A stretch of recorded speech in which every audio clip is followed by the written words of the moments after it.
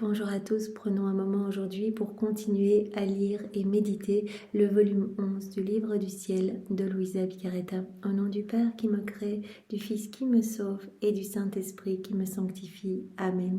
Jésus, une fois de plus, nous entrons en toi, dans ta divine volonté, nous nous fondons en toi, nous nous identifions à toi, nous nous unissons à toi, nous nous consumons en toi, nous nous consumons dans ton amour, nous fusionnons nos volontés dans la tienne, nous nous perdons en toi et nous te serrons dans nos bras, Seigneur, et nous t'invitons dans nos cœurs pour que tu t'y établisses avec ta maman, ton Père, l'Esprit Saint. Oui, Seigneur, étends ton règne en nous. Nous voulons être ton règne, Seigneur. Nous voulons que tu continues ta vie en nous. Aussi, sers-toi de nos mains, de nos pieds, de nos bouches, de nos pensées, de nos yeux. Sers-toi de nous complètement pour continuer ta vie, Seigneur. Oui, nous voulons être des extensions de ta propre humanité, comme des humanités de surcroît pour toi. Nous voulons que nos corps soient comme ces petits voiles te cachant pleinement à l'œuvre en nous, Seigneur. Sens toi vraiment bien en nous, que nos cœurs deviennent pour toi des tabernacles vivants, des palais célestes faits de nos cœurs, des petits quartiers sécurisés, Seigneur, où tu pourras épancher ton amour, où tu pourras déposer aussi tes peines et tes amertumes. Nous sommes là pour toi, Seigneur, nous sommes totalement à toi et tu es à nous. Nous voulons cette inséparabilité avec nous. Transforme-nous, Seigneur, viens purifier nos cœurs et fais-nous grandir à ta ressemblance. Oui, transforme-nous en pur amour, pure lumière, qu'à chacun de nos actes, il y ait un peu plus de toi en nous et un peu moins de nous en nous, voilà, que nous puissions mourir à nous-mêmes, mourir à notre volonté propre, mourir à nos désirs, mourir à nos mauvaises tendances, à nos mauvaises passions, et que toi tu puisses prendre toute la place. C'est vraiment ce que nous voulons, Seigneur. Nous te demandons maintenant de nous travailler, de nous disposer pour que nous puissions accueillir ce que tu veux nous donner aujourd'hui. Mets ton cœur à la place de nos cœurs, enveloppe-nous de ta lumière, viens toi-même réceptionner tous ces mots bénis qui sont les tiens. Grave-les en nous, Seigneur, en lettres d'or, en lettres de lumière, que nous puissions ne jamais les oublier. Et ce que nous accueillons aujourd'hui, nous les diffusons dans chaque cœur, puisqu'on écoute au nom de tous, on est là, on est attentif, on va recevoir au nom de tous. Donc, on ouvre chaque cœur pour y graver, pour y télécharger tout ce que tu vas nous dire aujourd'hui, qu'il puisse y avoir vraiment beaucoup de transformation, beaucoup de retour à toi. Nous savons que c'est ce qu'il se passe quand nous nous unissons à toi, ce que nous avons fait maintenant. Marie, nous voulons tout faire sous ton regard maternel. Nous voulons vraiment être tes enfants chéris, tes enfants préférés. Tu as parlé des âmes vivantes dans la divine volonté comme tes enfants favoris. Nous voulons, que tu nous guides, maman. Nous voulons que tu nous attaches à toi. Nous voulons entrelacer tous nos actes au tien, synchroniser nos cœurs à ton cœur et vraiment te prendre comme modèle, maman. Toi qui es la reine du royaume de la divine volonté. Alors Jésus envoie sur chacun de nous ton Esprit Saint. Viens Esprit Saint, viens par la puissante intercession du cœur immaculé de Marie, ton épouse bien-aimée. Viens Esprit Saint, viens par la puissante intercession du cœur immaculé de Marie, ton épouse bien-aimée. Viens Esprit d'amour, Esprit de feu, Esprit de force, Esprit de lumière, Esprit de sainteté. Nous avons besoin de toi. Viens par la puissante intercession du cœur immaculé de Marie, ton épouse bien-aimée. Donc nous sommes dans le volume 11 et nous avons vu donc le chapitre 3 du titre 1, « Viens vivre dans ma volonté ». Alors Jésus nous a d'abord parlé des âmes vivantes dans la divine volonté, ces âmes magnifiques, identifiées à lui, inséparables de lui. Enfin voilà, il nous met l'eau à la bouche pour qu'on puisse désirer faire partie de cette corps des enfants de la divine volonté. Et puis Jésus nous a parlé des actes accomplis dans la divine volonté, tous ces actes magnifiques qui produisent du bien pour tous, ces actes qui sont sa propriété.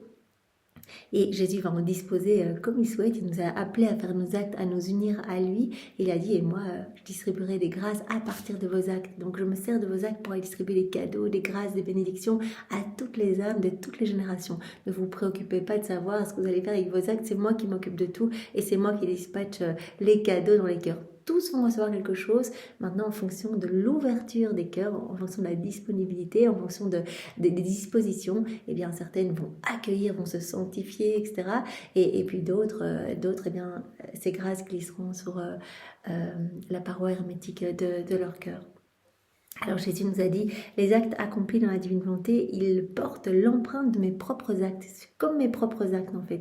Il y a ce sceau divin parce que nos actes ne sont plus des actes humains, ils sont divins, éternels, remplis de l'infini, remplis de lumière, remplis d'amour, remplis de tout. Ce sont en fait des actes qui sont déjà confirmés, qui ne devront pas être refaits au purgatoire et qui sont amenés par nos anges gardiens et toute la cour céleste comme des trophées de la divine volonté, triomphe de la divine volonté dans l'homme. Ils sont amenés à la place la plus élevés dans le ciel et ils sont là, dans les trésors célestes, portant vraiment cette effigie divine, ce sceau royal. D'ailleurs, Jésus avait dit, on ne voit pas la différence entre un acte fait dans la divine volonté par une créature ici-bas ou les actes faits par nous, en fait. Donc, Jésus dit, ces actes portent l'empreinte de mes propres actes et ils acquièrent les mêmes qualités, la même vie, les mêmes valeurs que mes actes. En fait, c'est Jésus qui continue sa vie en nous. Jésus, il a déjà refait toutes nos vies sont saintes, il y a une version parfaite de chacune de nos vies. Et quand on s'unit à Jésus, on vient décrocher les actes que Jésus a déjà faits. Donc tout ce qu'on fait dans la divine volonté, ça a déjà été fait par Jésus, c'est parfait, c'est magnifique, porte vraiment cette puissance créatrice. Les actes faits dans la divine volonté portent vraiment cette puissance divine. Ils participent à cette puissance créatrice. Alors Jésus nous a dit, les actes accomplis dans la divine volonté, ils sont complets, ils sont parfaits, hein, tous les saints viennent s'y déverser, il y a tout, il y a toute l'œuvre de la création, de la rédemption, il y a même la Trinité qui s'est reproduit, il y a absolument tout, c'est magnifique, c'est comme une hostie en fait, chaque acte c'est une vie divine. Jésus a dit, il y a 10 hosties dans un ciboire, 10 actes, c'est la même chose. Hein. Mais un acte, c'est cligner des yeux, manger, respirer, que nos cœurs palpitent. Hein. Tous les actes involontaires, les actes inconscients, etc. On digère notre repas, on dort. Tout ça, ce sont des actes qui produisent de la lumière, qui vont amener vraiment grâce partout dans chaque cœur, mais aussi joie dans tout le ciel pour tous les saints, les bienheureux, purification pour les âmes du purgatoire, gloire parfaite à la Trinité. Chacun de nos actes va donner, tout ce que Dieu attend de ses enfants. En fait, on va réparer par nos actes, même si on ne le dit pas explicitement. Là, je fais ma vaisselle dans la divine volonté, je dis rien de tout ça, mais je laisse vraiment la divine volonté agir et opérer à partir de mon humanité. Jésus se sert de mon mouvement pour aller travailler les âmes, pour aller nettoyer des cœurs, en carchériser d'autres, etc. Donc c'est juste incroyable ce qui se passe. Donc ces actes sont complets, parfaits, et alors on va donner à Dieu toute la gloire qu'il aurait dû recevoir des hommes s'il n'avait pas quitté la divine volonté. Chaque acte comprend la totalité de ce que Dieu est, hein, de ce que Jésus a dit, de ce que je suis, comporte tous les biens possibles et imaginables. Chaque acte accompli dans la divine volonté est simple et agit sur tout et sur tous. Donc même la création va ressentir, les éléments créés vont ressentir les effets des actes accomplis dans la divine volonté. C'est vraiment incroyable. Donc c'est vraiment comme si, je choisis de m'unir à Jésus, donc je fais ce petit saut dans cette mer de lumière. On peut imaginer la divine volonté comme une mer de lumière. Je fais ce petit saut dans cette mer et ça forme des vagues. Ce ne sont pas mes vagues à moi, ce sont les vagues de la mer. Donc ça forme des vagues de lumière. Et ces vagues vont toucher la Trinité, tout le ciel, et redescendre dans chaque cœur. Donc ça forme de la lumière qui va éclipser les ténèbres, qui va mettre en fuite toutes les forces obscures, etc. Donc il y a beaucoup d'âmes qui sont sauvées à chaque fois qu'on fait un acte dans la divine volonté. Des âmes qui reviennent à Jésus, qui vont se confesser, etc. Il y a des choses incroyables qui se passent. Et d'autres qui découvrent les écrits du ciel et qui donnent leur oui. Ça, c'est parce qu'on fait nos actes dans la divine volonté. On travaille à l'embellissement des générations humaines et on travaille à peupler ce royaume de la divine volonté. Donc c'est vraiment... en plus, c'est exponentiel. On va faire des actes, donc des âmes vont être touchées, vont donner leur oui à Jésus, vont commencer à faire aussi des actes. Et donc le monde devient... il y a cette rosée bénéfique qui se répand partout. Et donc vraiment, Satan est fou furieux parce qu'il voit vraiment, quelque part un peu sa domination se rétrécir à chaque fois qu'on fait des actes. Donc persévérons et avançons. Il faut que nos actes soient faits de manière continuelle pour que la vie de Jésus puisse grandir en nous, parce que tous ces petits actes sont des vies divines qui alimentent la vie même de Jésus en nous. Cette vie de sainteté, cette vie de lumière, cette vie de prière, cette vie d'amour pur, d'amour vrai, la vie de la divine volonté. C'est vraiment beau. Alors, Jésus nous a dit aussi, à chaque fois que tu fais un acte de plus dans la divine volonté, c'est un canal additionnel de plus avec moi. Donc, on recrée des liens entre le ciel et la terre. Non seulement pour nous, on va aimer davantage Jésus, on va être de plus en plus proches, on va vraiment vivre cette intimité. Hein. Jésus parlait de chaînes, de liens, de filiation qui l'attachent entre notre cœur et son cœur, mais aussi ce sont comme des canaux de communication entre le ciel et la terre. Donc vraiment, il y a plus de canaux en fait. Alors Jésus nous a dit que chaque fois qu'on fait un acte dans la divine volonté, c'est comme si on fermait des portes qui auraient pu nous ramener dans notre volonté propre et au contraire on en ouvre d'autres pour être vraiment sous ces torrents de lumière. À chaque acte, Jésus prononce son fiat créateur sur notre âme. Il y a des choses incroyables qui se créent en nous, nouveaux cieux, nouvelle sainteté, nouvelle beauté, nouvelle floraison, enfin incroyable. À chaque fois, il retire quelque chose d'humain de notre âme pour y placer quelque chose du ciel. Voilà, on va recevoir des attributs divins, etc. Et il élargit les frontières du royaume de la divine volonté dans notre âme et il dilate notre âme pour nous donner plus d'amour. Et à chaque fois, comme il nous a dit ici aussi, à chaque fois on plante un clou dans notre volonté propre. On meurt un peu plus à nous-mêmes. Il y a un peu moins de nous et il y a plus de Jésus en nous. Alors Jésus avait bien dit à Louisa, voilà, chaque acte de plus que tu accomplis dans ma divine volonté, eh bien ça va être un paradis de plus en fait. Chaque acte que tu fais en plus, tu formes un peu plus ton paradis. C'est ton âme qui s'embellit, tu vas connaître de plus en plus ma joie, etc. Donc le fait que Jésus grandisse en nous, eh bien on va acquérir son tempérament, on va acquérir sa force, sa paix, sa constance, son immutabilité, etc. Donc déjà, Jésus avait dit dans les volumes précédents, chaque fois que tu fais un acte bon, donc que tu fais ma volonté, déjà tu formes un paradis pour toi. Donc on peut imaginer quand on laisse Jésus faire ses actes en nous, ils sont parfaits, ils sont complets. Et donc voilà, on va connaître de plus en plus voilà, cette plénitude en fait, cette plénitude de tout, jusqu'à la plénitude de la sainteté, et la sainteté même de Jésus. Vous serez saints comme mon Père Céleste est saint. Et alors Jésus nous a dit, voilà, fais tous tes actes dans la divine volonté et répare dans ma volonté et tu seras la première à en retirer de grands bienfaits. Voilà, l'âme qui fait ses actes, hein, qui fait ses rondes, etc., qui répare pour ses frères et sœurs, eh bien Jésus dit, donc toutes les âmes vont recevoir quelque chose, mais la première qui va recevoir, c'est cette âme. Donc elle reçoit ce premier torrent de grâce et hop, après ça se répand dans chaque cœur. C'est comme quand on s'unit à Jésus dans les 24 heures de la Passion, eh bien on remet en mouvement chacune de ces heures. C'est incroyable, donc c'est vraiment la rédemption qui est remise en mouvement, qui est actualisée.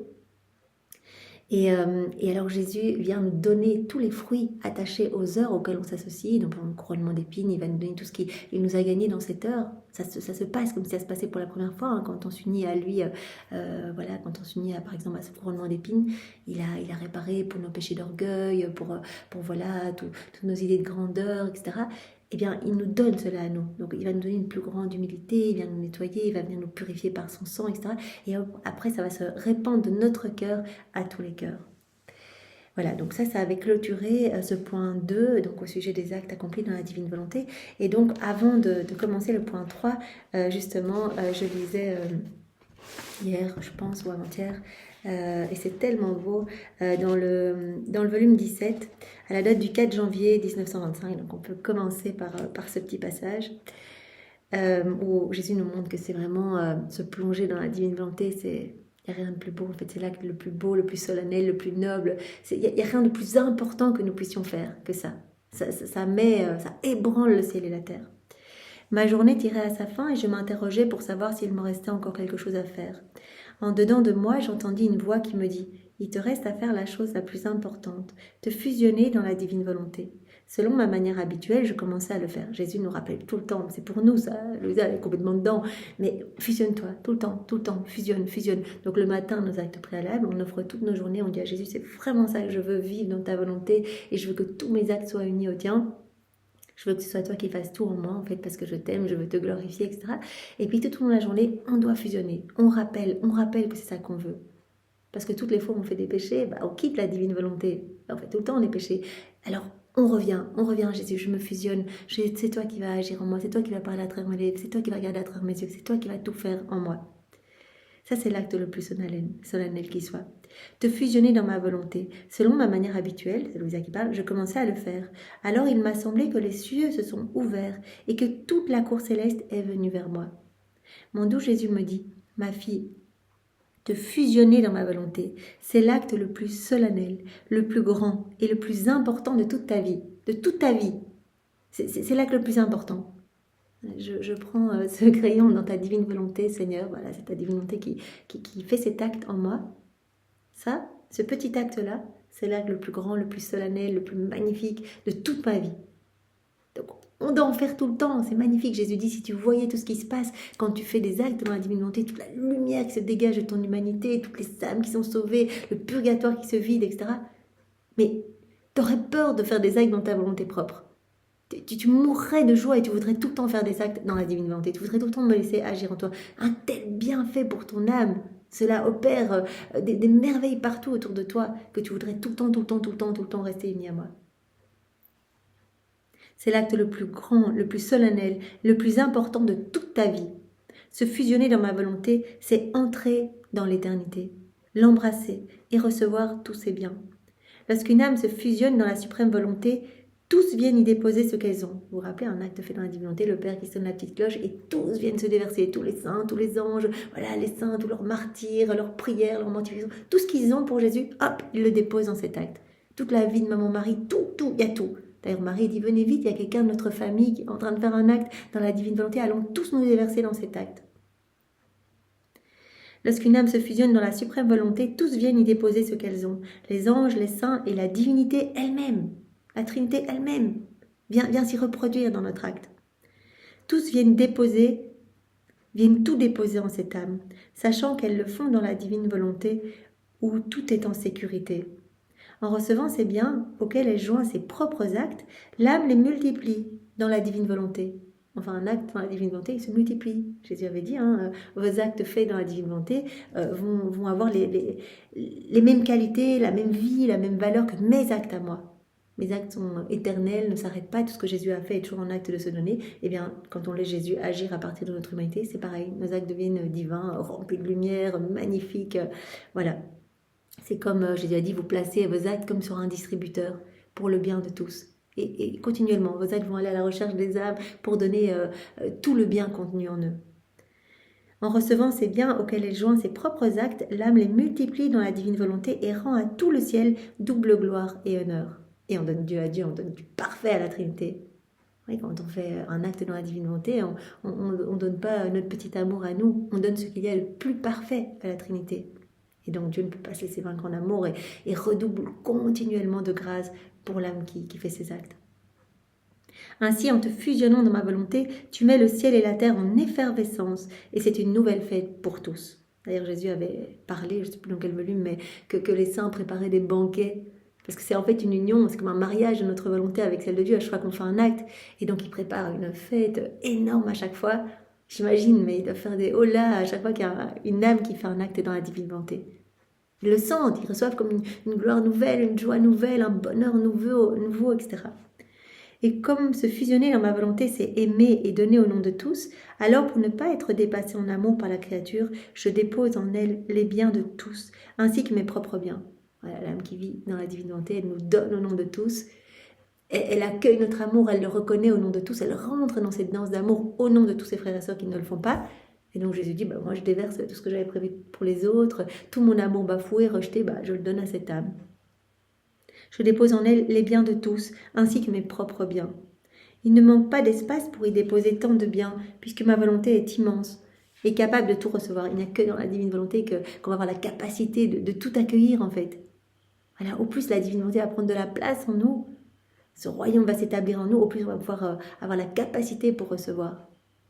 Si tu savais ce qui se passe quand tu te fusionnes dans ma volonté, tu brûlerais du désir de le faire continuellement. Par la suite, je me suis demandé si je devais mettre sur papier ce qui précède, car je ne voyais pas cela comme une chose nécessaire ou importante. D'autant plus que je n'avais reçu aucune indication à ce sujet. J'hésite, est-ce que je mets par écrit ce qu'on vient de lire? Bougeant en moi, mon doux Jésus me dit, ma fille, mais comment ne serait-il pas important de faire connaître que se fusionner dans ma volonté, c'est vivre en elle? C'est ça, la vie dans la divine volonté. Fusionne-toi, fusionne-toi, fusionne-toi. C'est magnifique tout ce qui se passe. L'âme qui se fusionne dans ma volonté reçoit comme en dépôt tous mes biens divins et éternels, est propriétaire de tout alors. Les saints rivalisent entre eux pour déposer leur mérite dans l'âme fusionnée dans ma volonté, parce qu'ils y sentent la gloire et la puissance de ma volonté et se trouvent glorifiés d'une manière divine par la petitesse de la créature. Tous rivalisent pour déposer leur mérite, ce qu'ils ont fait, etc., dans cette âme. Ils savent que tout va y être en sécurité et qu'il y aura l'espace pour tout accueillir. Écoute bien ma fille, vivre dans ma volonté surpasse en mérite le martyr lui-même. Ça, on l'avait vu hier. Hein. Chaque acte, c'est comme un martyr. C'est comme un martyr blanc en fait. Jésus parle des martyrs de sang, les martyrs rouges. Et Jésus dit à chaque fois que tu fais un acte, voilà, je bois un verre d'eau dans ta divine volonté, je cuisine, je mets à la table, je vais travailler, je dors, je me brosse les dents, enfin les petits actes du quotidien. Jésus dit à chaque fois, j'accueille pour chacun de tes actes, donc battement de cœur, battement de ciel, etc. J'accueille comme si tu m'avais offert toute ta vie, plus grand encore qu'un martyr rouge. Et moi, je te donne toute ma vie en échange. Tu me donnes ta volonté, tu dis voilà, tu peux faire en moi, Seigneur, et moi je vais venir tout te donner. Alors je te donne ma volonté. Donc chaque fois qu'on fait un acte, en fait, on reçoit tout d'un coup, tous les sacrements, les fruits des sacrements, l'absolution, voilà, l'effusion de l'Esprit Saint. On reçoit tout. C'est juste magnifique. Vivre dans ma volonté surpasse en mérite le martyr lui-même. Vous imaginez ? Le martyr tue le corps, mais vivre dans ma volonté, c'est comme laisser tuer sa volonté par une main divine, ce qui procure à l'âme la noblesse d'un martyr divin. Vous vous rappelez, chaque acte qu'on fait, c'est comme un clou dans notre volonté propre, comme un martyr. Ça surpasse le martyr du corps. C'est la noblesse du martyr divin. Chaque fois que l'âme décide de vivre dans ma volonté se prépare à donner le coup pour tuer la volonté humaine, pour effectuer le noble martyr de cette âme. En fait, la volonté humaine et la volonté divine ne se soudent pas. L'une doit céder la place à l'autre. Si on est tout rempli de nous-mêmes, la divinité ne pourra pas être à l'œuvre. Donc c'est ou notre volonté humaine qui est sur la croix et la divinité a toute la place, ou c'est la divinité qui est sur la croix, elle est rendue esclave de nos volontés propres. C'est Jésus, la divine volonté, il est super malheureux, il dit que ça sent mauvais alors dans nos âmes, etc. Chaque fois qu'on fait les choses dans nos volontés propres, on rajoute comme de la terre dans notre âme, et Jésus suffoque en fait. Il dit vous allez être de plus en plus malheureux, vous êtes en train de vous creuser un abîme de noirceur, vous êtes de plus en plus aveugle, etc. Donc choisissez de mourir à vous-même à chacun de vos actes pour laisser ma divine volonté se déployer en vous. Voilà. La volonté humaine et la divine volonté ne se soudent pas. L'une doit céder la place à l'autre. Il n'y a pas la place pour les deux. La volonté humaine doit s'estomper devant la volonté divine. Ainsi, chaque fois que tu décides de vivre dans ma volonté, tu te disposes à souffrir le martyre de ta propre volonté. Crucifie ma volonté propre au profit de ta divine volonté. Et c'est trop beau. Et donc, je lisais hier dans le volume 18, Louisa qui voyait sur les genoux du Père, donc elle se trouvait en face de la Trinité, elle voyait sur les genoux du Père, sur le genou droit, Maman Marie, en fait, comme morte. Et alors, elle a compris que c'était la volonté propre de Maman Marie. C'est-à-dire qu'on a notre volonté humaine, mais on doit la considérer comme morte, en fait. On l'a, donc avec notre volonté, on décide de faire tous nos actes dans la divine volonté, mais une fois qu'on s'est plongé quelque part dans cette mer de lumière, on doit la laisser complètement mourir. On doit laisser la divine volonté œuvrer en nous. Vous voyez, dans tout ce qui nous arrive, j'accueille tout comme venant de tes mains, Seigneur. Je te fais confiance, je m'abandonne. Voilà, je te laisse faire en moi. Toute situation, eh bien, je l'accepte et je l'accueille comme venant de tes adorables mains. C'est-à-dire dire fiat à chaque instant. Pas reprendre les commandes, dire oui mais là c'est une situation où je vais essayer un peu de gérer par moi-même. Non, je te fais confiance, Seigneur. Tout ce qui m'arrive, c'est voulu par toi, c'est autorisé par toi. Voilà, c'est ça dans la divine volonté, cet abandon complet. Et alors Jésus avait demandé à Louisa qu'elle vienne se mettre sur l'autre genou du Père, qu'elle vienne déposer sa volonté sur l'autre genou du Père, que sa volonté soit comme morte en fait pour elle, sa volonté propre. Voilà, et comme Maman Marie, dès l'instant 1 de sa conception, qui est venue attacher sa volonté propre au pied de la Majesté suprême, et elle n'en a jamais fait usage. Eh bien, puissions-nous, nous aussi, déposer notre volonté, et que vraiment la divine volonté s'en serve comme marchepied, en fait. C'est la divine volonté qui doit avoir la suprématie sur tout. C'est la divine volonté qui doit régner totalement, pas notre volonté propre. Voilà, à chaque fois que tu te décides de vivre dans ma volonté, tu te disposes à souffrir le martyre de ta propre volonté. Vois-tu ce que signifie se fusionner dans ma volonté ? C'est être continuellement martyr de ma suprême volonté. Cela est-il banal et sans importance ? Voilà, c'était pour commencer donc avec ce beau passage où Jésus nous a montré que c'est l'acte le plus beau, le plus solennel, le plus grand, le plus magnifique qui soit, se fondre dans la divine volonté, se fusionner. Chaque fois qu'on le fait, mais tout ce qui se passe au niveau spirituel, c'est juste incroyable. Donc voilà, point 3, donc après avoir vu les actes accomplis dans la divine volonté, on va parler maintenant au sujet de la divine volonté elle-même. Donc, il y a différents passages où Jésus nous en parle. La divine volonté, premier point, doit être le centre de tout. À la date du 4 avril 1912.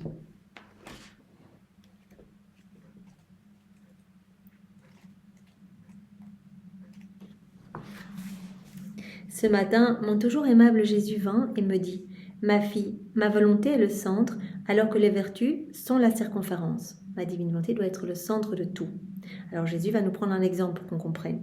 Imagine une roue au milieu de laquelle tous les rayons sont concentrés. Qu'arriverait-il si un des rayons voulait se détacher du centre? Le centre, les rayons accrochés qui forment cette roue. Qu'arriverait-il si les rayons voulaient se décrocher du centre? Premièrement, ce rayon ferait mauvaise impression. Et deuxièmement, il serait sans utilité, puisque détaché du centre, il ne recevrait plus de vie et mourrait. Voilà, donc la divine volonté doit être le centre de tout. Et nous, on doit nous fusionner, on doit nous fondre dans la divine volonté. Jésus avait pris différents exemples à travers tous les volumes précédents qu'on a vus. Vous vous rappelez, on va être comme cette branche accrochée au tronc. C'est le tronc qui donne vie à la branche. La branche va glorifier le tronc quelque part, mais il y a une seule vie commune, où le rayon de soleil est accroché à la sphère lumineuse. Voilà, qui reçoit sa vie de cette sphère lumineuse. Si le rayon se décroche, c'est la cata. Enfin, alors il n'est plus alimenté par cette lumière et alors il va s'éteindre. Ou si la branche qui est cassée, elle n'est plus alimentée par le tronc et elle va se dessécher, c'est fini, ça va faire du bois mort. Ou encore, Jésus avait pris l'exemple d'une fleur accrochée à la terre. Donc l'âme doit être accrochée à Dieu. On a été fait pour être vraiment unis à Dieu, pour que nos cœurs soient des tabernacles vivants, soient des réceptacles en fait de l'amour de Dieu. On doit être là pour accueillir l'épanchement d'amour de Dieu. On a été créé pour tenir compagnie à l'humanité de Jésus, pour être vraiment dans cette harmonie d'amour. On a été créé pour être unis à Dieu. On n'a pas été créé pour être séparés de Dieu, pour vivre tout seul avec nos volontés propres. Notre volonté humaine nous a été donnée pour être comme ce petit réceptacle accueillant la divine volonté. Voilà, on a reçu l'image et la ressemblance. Donc Jésus a pris ici cet autre exemple. Donc comme le rayon est accroché au centre, si le rayon se décroche, c'est fini. Il ne sera plus dans ce mouvement. Puisque détaché du centre, il serait sans utilité. Il ne recevrait plus de vie et il mourrait. De plus, dans son mouvement, la roue s'en départirait. Voilà, le mouvement, le rayon, s'il se décrochait du centre, la roue s'en départirait. Telle est ma volonté pour l'âme. Ma volonté est le centre. Toutes les choses qui ne sont pas faites dans ma volonté et uniquement pour s'y conformer, même s'il s'agit de choses saintes, de vertus ou de bonnes œuvres, sont comme des rayons détachés du centre. Donc Jésus dit, tu dois couler tous tes actes dans ma volonté. C'est ma divine volonté qui doit être à l'origine de tout en toi, de tous tes mouvements, de tous tes actes, de toutes tes paroles, etc. Si tu fais les choses dans ta volonté propre, alors Jésus dit, c'est comme un rayon décroché. Voilà, même s'il s'agit de choses saintes, de vertus ou de bonnes œuvres, sont comme des rayons détachés du centre, sont sans vie, ne peuvent pas me plaire et je fais tout pour les écarter et les punir. Donc voilà, les mots de Jésus sont un peu forts, mais c'est pour nous montrer vraiment que on a été créé pour laisser Dieu vivre en nous, pour qu'il puisse vraiment se reposer en nous, être bien en nous, pour qu'on soit unis à chaque instant. Si on essaie de tout faire tout seul, Jésus dit, en fait, ça va être comme ces rayons décrochés, en fait, ils sont complètement inutiles. Une petite portée dans vos actes. Donc évidemment, Satan va essayer de nous faire quitter la divine volonté. Parce qu'il y a tellement de choses magnifiques qui se passent quand on s'unit à Jésus. Tout devient lumière, tout devient beau, tout devient étincelant, les âmes sont sauvées à l'appel, etc. Et donc il va même essayer de nous... il préfère encore qu'on suive la voie des vertus, plutôt qu'on s'immerge dans la divine volonté. Donc voilà, si on est attaché à des dévotions, on doit même lâcher ça. On doit même lâcher la recherche des vertus, on doit lâcher aussi et se regarder nous-mêmes, à suranalyser tous nos péchés, etc. Jésus dit non, maintenant c'est moi qui agis en toi. Voilà, on a tous ces secrets pour vivre dans la divine volonté, toutes ces vérités magnifiques qui nous façonnent, nous transforment. Jésus dit lâche tout, abandonne-toi. C'est moi qui vais prier en toi. Toute ta vie va devenir prière, tous tes actes vont être prière, tout va produire de la lumière, tout va être magnifique. Donc tu ne dois même pas t'accrocher pour essayer de l'exercice des vertus, etc. Non, si je viens vivre en toi, je viens avec tous mes attributs, etc. Et tu auras tout à la perfection, tu seras propriétaire de tout. Donc restons bien attachés à Jésus. La divine volonté doit être le centre de tout. C'est la divine volonté qui doit tout faire en nous. Alors deuxième point, la divine volonté doit être le cercueil de l'âme, à la date du 4 juillet 1912. On avait déjà fait référence à ce passage dans le volume qu'on a, le volume 10 ou le volume 9. Ce matin, après la communion, je disais à mon toujours aimable Jésus, À quel état je suis réduite? Il semble que tout s'éloigne de moi, souffrance, vertu, tout. Jésus me dit, ma fille, que se passe-t-il? Veux-tu perdre du temps? Veux-tu sortir de ton néant? Donc on doit vraiment arriver à notre néant, ça Jésus nous dit tout le temps, l'anéantissement, mourir à nous-mêmes. Pas essayer nous-mêmes de vraiment de faire telle ou telle chose. Meurs à toi-même.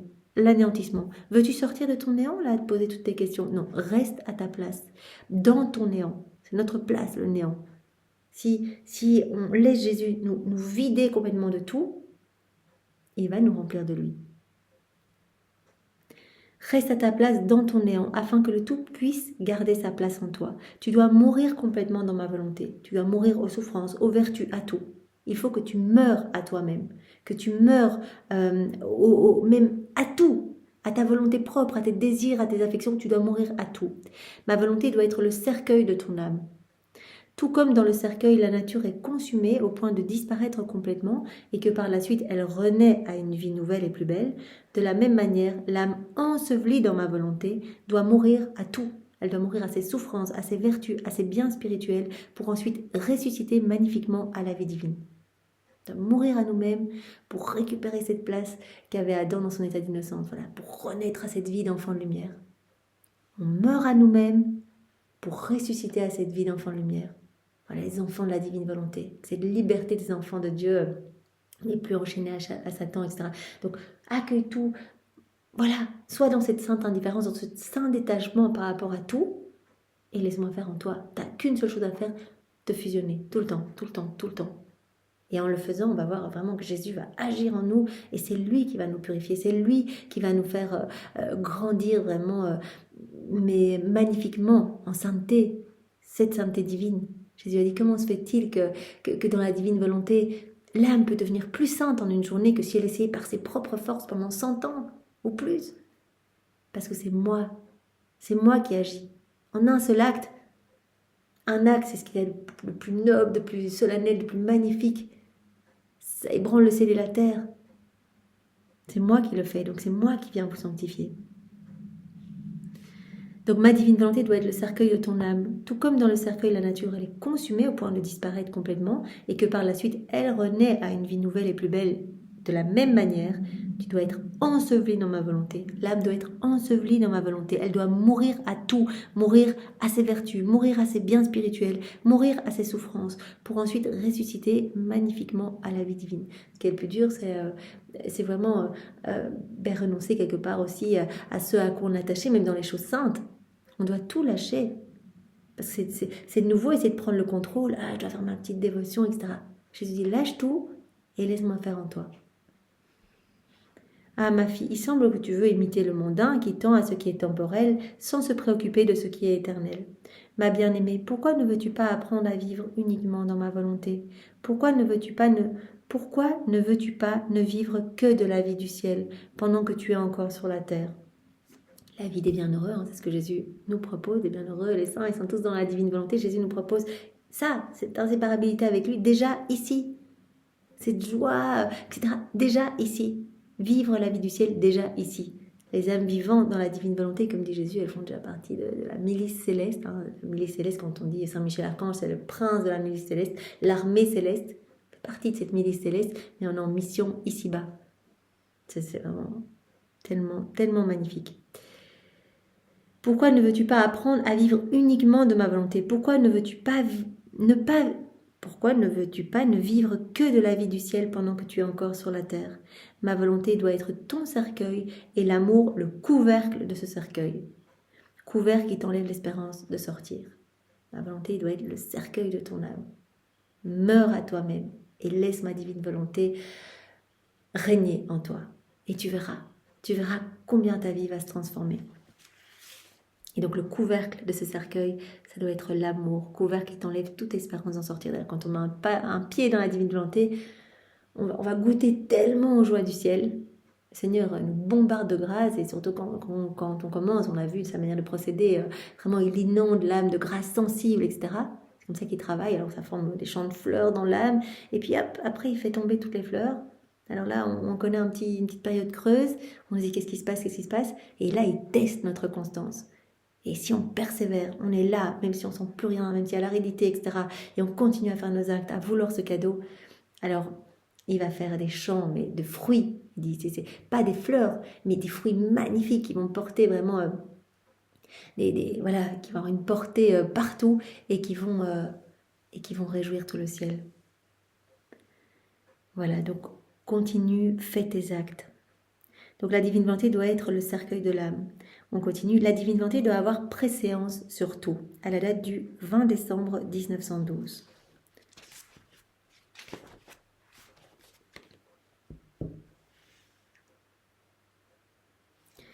Oui.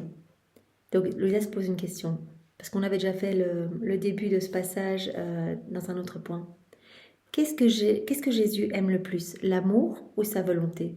Il me dit, ma volonté doit avoir préséance sur tout. Ma volonté doit être le centre de tout, doit avoir préséance sur tout. Vois par toi-même. Toi, tu as un corps, une âme, tu es constitué d'une intelligence, de chair, d'eau, de nerfs, etc. Mais tu n'es pas un marbre froid. Tu contiens aussi de la chaleur. Eh bien, l'intelligence, le corps, la chair, les os et les nerfs, c'est comme si c'était ma volonté, sont ma volonté. Alors que la chaleur qui se trouve dans l'âme, c'est l'amour. Donc, l'amour, c'est un effet de la divine volonté. Regarde aussi, deuxième exemple, la flamme et le feu. Ils sont ma volonté, flamme, feu, voilà. Alors que la chaleur qu'ils produisent, bien c'est ça l'amour. Donc les effets de la divine volonté, l'amour. C'est l'amour qui grandit en nous. Cet amour vrai. La substance est ma volonté et les effets de cette substance sont l'amour. Les deux sont si noués que l'un ne peut être sans l'autre. Impossible. Ils sont noués. L'un ne peut être sans l'autre. La substance et les effets. Comme le feu, les flammes, et automatiquement il y a la chaleur. Plus l'âme possède la substance de ma volonté, plus elle produit de l'amour. Plus on va avancer, faire nos actes dans la divine volonté, plus on va devenir complètement amour. On va aimer Jésus de plus en plus. On va aimer nos frères et sœurs de plus en plus. Au plus on se rapproche de Jésus, plus voilà, il vient vivre en nous par les actes qu'on fait avec lui. Il grandit en nous et donc c'est l'amour qui grandit en nous et donc cet amour va déborder et on ne pensera qu'à une chose, l'avènement du royaume de la divine volonté, que tous les hommes soient heureux, que tous les hommes soient sauvés. On voudra ce que Jésus veut, le salut de nos frères et sœurs. Et quand quelqu'un va nous offenser, on ne pensera pas à répliquer, à se vexer, etc. Mais directement, on pensera à Jésus. Et donc, on priera pour cette âme qui nous a offensés. On réparera directement Jésus qui souffre, il se prend les coups. Là, quand quelqu'un est offensé, c'est Jésus qui prend les baffes, qui se prend toutes ses morts, etc. Donc on pensera à Jésus en premier et donc on priera pour la personne qui nous a fait du mal en disant mais et aussi Seigneur merci de me donner l'occasion et bien de voilà dans cette situation de te laisser continuer ta vie en moi, cette souffrance en moi, toutes les calomnies que tu as vécues, eh bien viens vivre cela en moi. Merci de me donner cette occasion de grandir à ta ressemblance. Merci de me donner cette occasion d'exercer ma patience, etc. Toi, tu vas pouvoir être patient en moi. Et donc, à travers cette situation, tu pourras être patient aussi envers tous tes enfants qui font n'importe quoi, etc. Et donc, c'est ta justice divine qui va être calmée. Vous voyez, c'est juste... Donc, au plus on va faire nos actes, au plus cet amour va grandir en nous. Amour pour Jésus, amour pour nos frères et sœurs. On devient comme d'autres Jésus. Notre vie devient une imitation de sa vie. Alors il y avait un autre petit point, une petite parenthèse, où Jésus nous parle également de sa volonté et de l'amour. Donc c'est à la date du 5 février 1913. Juste quelques lignes.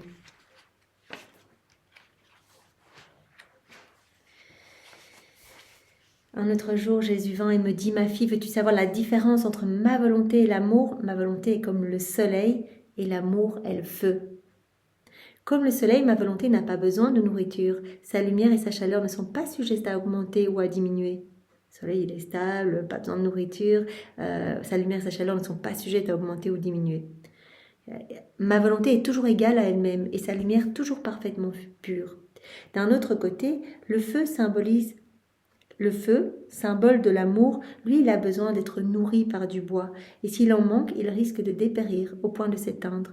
Le feu augmente ou diminue selon le bois dont on l'alimente. Ainsi, il est sujet à l'instabilité. Sa lumière risque d'être assombrie et mêlée de fumée si elle n'est pas régularisée par ma volonté. Donc, les deux sont indissociables. S'il y a l'amour tout seul, eh bien voilà, ça va être comme un feu, il a besoin d'être, on doit mettre du bois dessus pour le garder alimenté, etc. Le feu augmente ou diminue selon le bois dont on l'alimente. Ainsi, le feu il est sujet à l'instabilité. Sa lumière risque d'être assombrie et mêlée de fumée si elle n'est pas régularisée par ma volonté. Et quand on vit dans la divine volonté directement, et les effets de cette vie dans la divine volonté, ça va être un amour parfait. Donc, vivons dans la divine volonté, ne nous posons pas de questions et tout deviendra amour. Chacun de nos actes est orné d'amour. Jésus dit l'amour le plus parfait, le plus complet, etc. C'est mon amour. Chacun de vos actes est revêtu de l'amour. Donc, vous devenez les plus grands missionnaires qui soient en faisant vos actes dans la divine volonté. Vous devenez les êtres les plus charitables qui soient en étant chez vous, juste en faisant votre vaisselle, etc. Parce que moi, je peux sauver à travers vos mouvements. Donc la divine volonté et l'amour sont indissociables. L'amour est comme les effets de la divine volonté. Voilà, c'est comme la divine volonté, c'est comme la substance, et l'amour, eh bien, c'est l'effet de la divine volonté. Comme on a vu, voilà, le feu et la chaleur qui en découle, ce serait comme la divine volonté et l'amour. L'amour serait comme la chaleur. Et ici, Jésus dit, un amour tout seul, voilà, alors il risque de s'éteindre, il devrait être alimenté, etc. Donc, viens vivre dans ma volonté, ne te pose aucune question, et c'est moi qui vais grandir en toi, et c'est cette vie d'amour qui va grandir en toi. Et tu deviendras pur amour et pure lumière. Donc, la divine volonté doit avoir préséance sur tout. Dans la divine volonté, 4e point, les choses changent de nature. À la date du 16 mars 1913. Je vais écrire quelques petites choses que Jésus m'a dites ces derniers jours. Je me souviens que, tout en me sentant froide et indifférente, je faisais ce que j'avais coutume de faire. Je me disais, qui pourrait dire combien plus de gloire je donne à Jésus quand je me sens à l'opposé de ce que je ressens présentement. Donc là, elle sent l'aridité, la froideur, etc. dans ses prières. Elle dit, mais là j'ai l'impression que je donne rien du tout à Jésus. Combien de fois cela nous est-il pas arrivé? Et nous aussi, on sent parfois que dans nos prières, quand on ne ressent pas ce feu, eh bien on se dit, mais en fait, je donne rien à Jésus, etc. C'est ce que Louisa se pose comme question. Jésus me dit, ma fille, quand l'âme prie avec ferveur, c'est super, c'est de l'encens, mais c'est de l'encens avec de la fumée qu'elle m'envoie. Mais quand elle prie en se sentant froide, mais sans laisser entrer en elle quoi que ce soit d'étranger à moi, c'est de l'encens sans fumée qu'elle m'envoie. Donc persévère, continue, que tu ressentes ou non, peu importe, accueille tout comme venant de mes mains. Tu pries avec ferveur, tu fais de l'encens mais avec de la fumée, tu m'encenses, tu me glorifies que tu as avec de la fumée. Tu pries alors que tu ne ressens rien, c'est encore plus plaisant pour moi. C'est vraiment, je vois ton amour pour moi. Tu persévères alors que c'est difficile, que tu es dans l'aridité. Donc c'est comme de l'encens mais sans fumée. C'est plus agréable de l'encens sans fumée que de l'encens avec la fumée qui pique les yeux. C'est de l'encens sans fumée qu'elle m'envoie alors. Les deux me plaisent, mais l'encens sans fumée me plaît davantage, parce que la fumée cause toujours quelques ennuis aux yeux. Comme je continuais à me sentir froide, mon aimable Jésus me dit « Ma fille, dans ma volonté, la glace est plus ardente que le feu.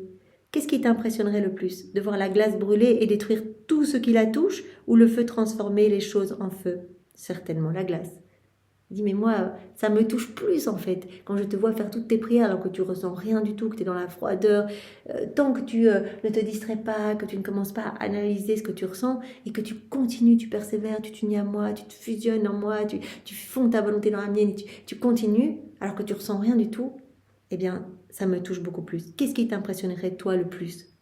De voir de la glace brûler et détruire tout ce qui la touche, ou bien le feu transformer les choses en feu?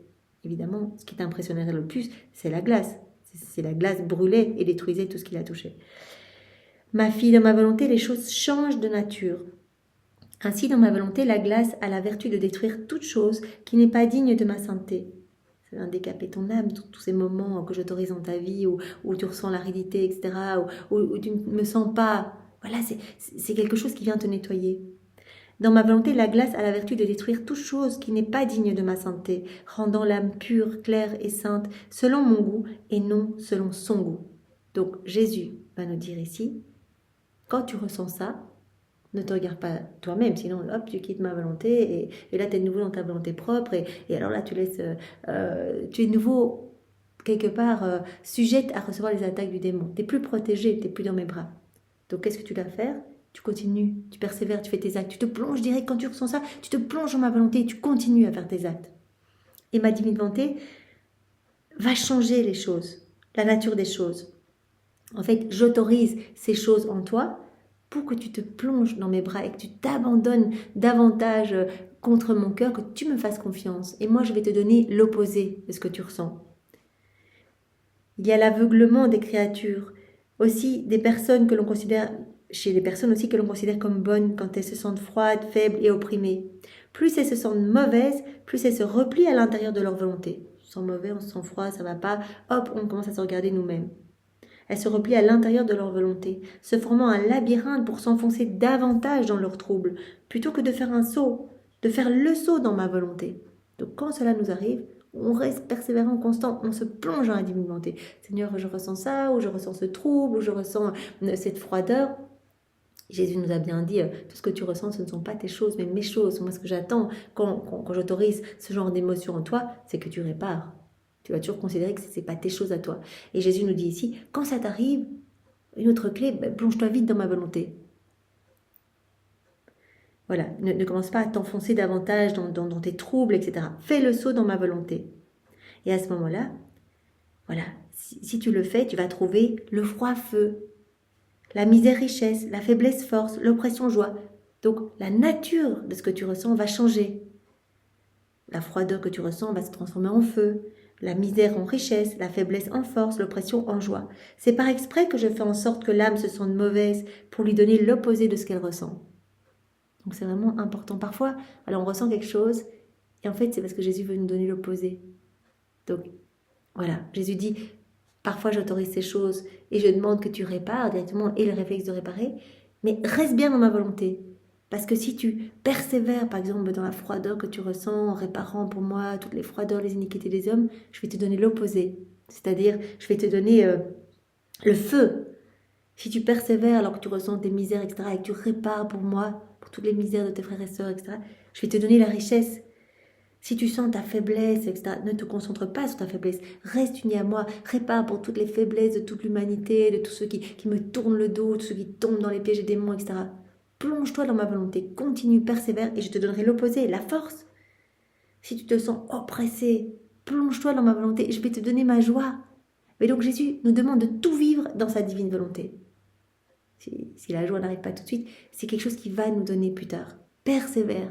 C'est impossible qu'on soit malheureux en vivant dans la divine volonté. Il y aura des souffrances, mais on vivra tout avec la force de Jésus, avec sa constance, avec sa patience, avec ses joies, ces mers de joie qui vont nous envahir continuellement. C'est par exprès que je fais en sorte que l'âme se sente mauvaise ou faible, etc., pour lui donner l'opposé de ce qu'elle ressent. Cependant, ne voulant pas comprendre cela, une fois pour toutes, les créatures rendent vain mes desseins sur elles. Quel aveuglement, quel aveuglement. Jésus dit même des âmes bonnes, des bonnes créatures, quand elles vivent ces froideurs, ces oppressions, qu'elles ressentent fortement leur misère, eh bien elles se ressentent sur elles. Hop, elles sont plus tout centrées sur moi. Alors que moi, ce que je demande, c'est hop, on continue, on garde nos yeux sur toi, Jésus, on répare pour tout ce qu'on ressent. On s'occupe de toi, en fait. On ne s'occupe plus de nous, mais de toi. Et on reste dans ta volonté. Et Jésus dit, j'autorise parfois toutes ces émotions pour donner l'opposé. Pour donner l'opposé. Pour que l'âme ressente l'opposé de ce qu'elle ressentait. En se plongeant en moi, en restant unie à moi. C'est beau, hein? Voilà, donc dans la divine volonté, les choses changent de nature. Et enfin, un dernier point pour aujourd'hui. La divine volonté est un repos perpétuel pour l'âme. À la date du 10 avril 1914.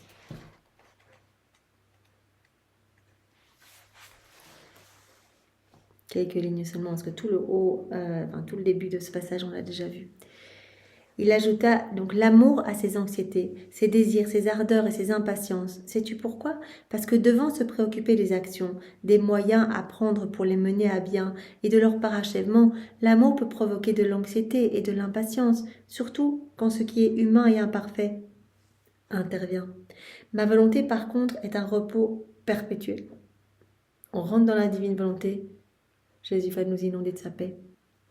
Vivre dans la divine volonté, c'est être abandonné dans les bras de Jésus, vivre ce repos continuel. Ne se préoccupe plus de rien, Seigneur, fiat. Voilà, tu veux ça pour moi aujourd'hui, je l'accueille. Voilà, tu veux cette froideur, tu autorises cette difficulté à prier, fiat, Seigneur. Je sais que voilà, c'est parce que tu veux me donner plus. Voilà, tu vas me donner l'opposé, plus que ça s'ancre davantage en moi. tu veux que je répare aussi, tu veux me sanctifier par tout ça. Donc j'accueille tout. Donc dans la divine volonté, on est comme des bébés dans les bras de notre Mère éternelle, la divine volonté. On accueille et on est dans ce repos complet. Jésus peut se reposer en nous, ça il nous l'a dit tellement de fois, je peux épancher mon amour, je peux vous travailler, vous purifier. Et ça, le fait de pouvoir donner, je me repose. C'est merveilleux. Alors là, je suis trop content, je peux faire de vous ce que je veux en fait. Mes plans pour vous s'accomplissent, je peux les réaliser. Tandis qu'on ne me laisse pas faire, mais je suffoque, je cherche tout le temps des nouveaux stratagèmes d'amour pour essayer de ramener l'âme à moi. Et je suis épuisée, mais dans l'âme qui s'abandonne entre mes bras, moi je peux vraiment me délecter et je me repose dans ce que je crée en elle. Donc Jésus travaille, donc c'est paradoxal, il travaille tout le temps dans notre âme pour nous embellir et il se repose dans ses créations. Il est bien parce que voilà, il sait qu'il peut compter sur nous. Voilà, qu'on est unis, qu'on va lui amener tout le temps du réconfort, de l'amour, etc. Et l'âme va se reposer en Dieu. Jésus a dit, tu vas te reposer, Aloïsa, dans ma divine volonté, et moi je vais me reposer en toi. Donc tu trouveras ton paradis dans la divine volonté, et moi je trouverai mon paradis, c'est moi la divine volonté, je trouverai mon paradis dans ton cœur. Voilà. Donc l'âme qui vit dans la divine volonté, elle va connaître ce repos, elle ne connaîtra plus le trouble, les anxiétés, etc. Ça, c'est vraiment quelque chose de caractéristique de la volonté propre.